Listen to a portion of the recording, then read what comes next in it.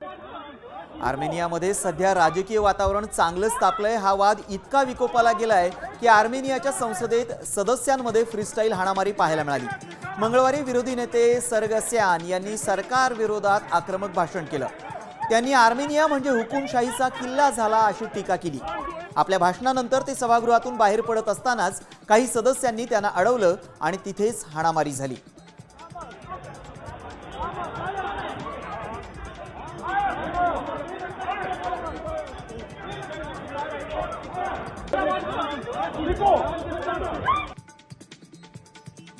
मलेशियात पोलिसांचं हेलिकॉप्टर थेट नदीत कोसळलं। मलेशियाच्या जोहोर राज्यात आपत्कालीन लँडिंग वेळी ही दुर्घटना घडली आहे। सुंगाई पुले परिसरामध्ये हा अपघात झालाय। सुदैवानं या दुर्घटनेत कोणतीही जीवितहानी झालेली नाही। हेलिकॉप्टरमधील सर्व 5ही क्रू मेंबर्सना सुरक्षितपणे बाहेर काढण्यात आलंय।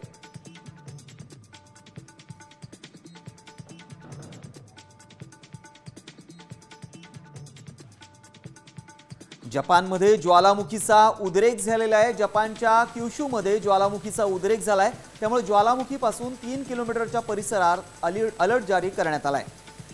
नागरिकांना सतर्क राहण्याचं आवाहन देखील करण्यात आलंय।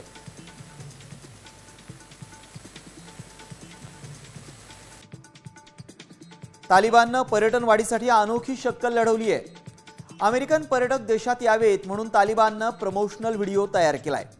या व्हिडिओच्या माध्यमातून अमेरिकन पर्यटकांना आकर्षित करण्याचा प्रयत्न केला जातोय।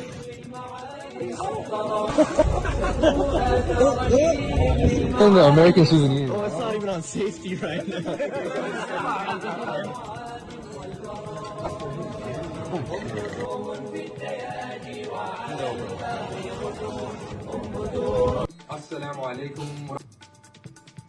अमेरिकेचे राष्ट्राध्यक्ष डोनाल्ड ट्रम्प यांनी टॅरिफ बॉम्ब टाकलाय।